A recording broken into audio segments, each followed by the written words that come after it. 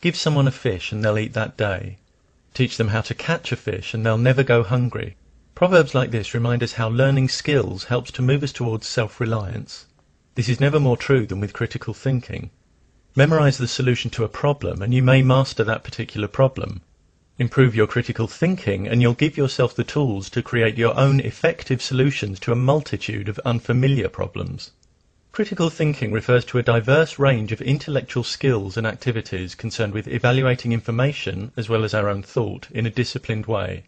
When we're willing and able to examine our own capability as thinkers, acknowledging problems and weaknesses, this can help us refine our thought processes so that we learn to think and assess information in a more comprehensive way that increases our ability to identify and reject false ideas and ideologies. Critical thinking isn't just thinking a lot. A person may spend a great deal of intellectual energy defending a flawed position or pursuing a question that actually needs reformulating before progress can begin. If they never examine possible flaws and biases behind their approach, that's not thinking critically. We must want to be better at thinking, to pinpoint and minimize any biasing influence on our thought from culture and upbringing, to seek out and be guided by knowledge and evidence that fits with reality, even if it refutes our cherished beliefs. Indeed, when we think critically, beliefs tend not to be cherished, but held on the understanding that if they're shown to be unfounded, a change of position is the most appropriate response. Critical thinkers cultivate an attitude of curiosity and eagerness to widen their perspective and broaden their knowledge, and they're willing to do the work required to keep themselves properly informed about a subject. They recognize that explanations must actually explain and be testable to be worthy of serious consideration, and that legitimate theories clearly define the circumstances in which they'll concede defeat. Critical thinking embraces skepticism. Skepticism doesn't mean an indiscriminate rejection of ideas, as some mistakenly believe. It refers to doubting and suspending our judgment about claims with which we are presented, so that we don't simply accept claims which might be unjustified, but first take the time to understand them, examining the reasoning and possible assumptions and biases behind them. Reasoning behind factual claims should be based in sound, consistent logic, not on emotions and social pressure, because the truth value of factual claims isn't determined by the emotion that accompanies them, or the fact that they may be believed by certain social groups. Sometimes people try to persuade us that reason has no value, but that's an untenable position. Arguing against reason is cutting off the branch on which you sit, using the very thing you're dismissing in order to construct a case against it.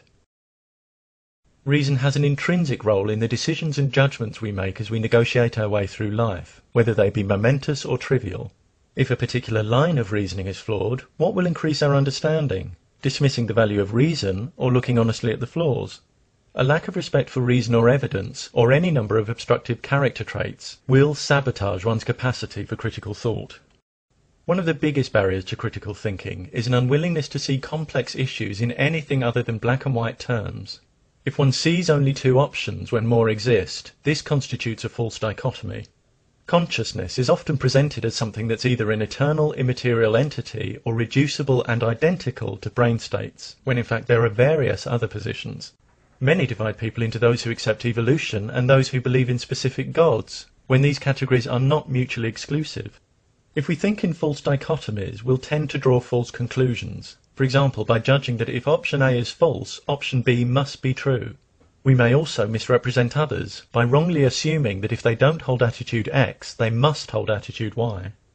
Black and white thinking often reflects an underlying reluctance or refusal to deal with the uncertainty that results from complexity and an absence of definite answers. But leaping to flawed conclusions because you can't tolerate the ambiguity of not knowing is not about truth or curiosity, but comfort.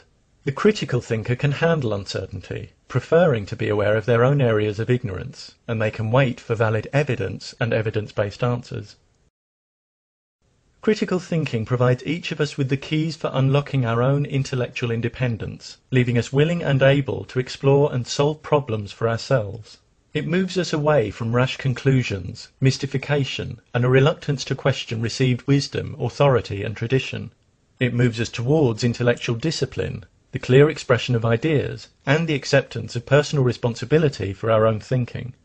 Communities in which individuals are eager to acquire and apply the best knowledge and reason in all fields, and willing to acknowledge and correct flaws in their own thinking, are better equipped to create more profoundly effective solutions to the challenges we face in living and living together. When we teach and encourage critical thinking, we empower individual lives and invest in our collective future.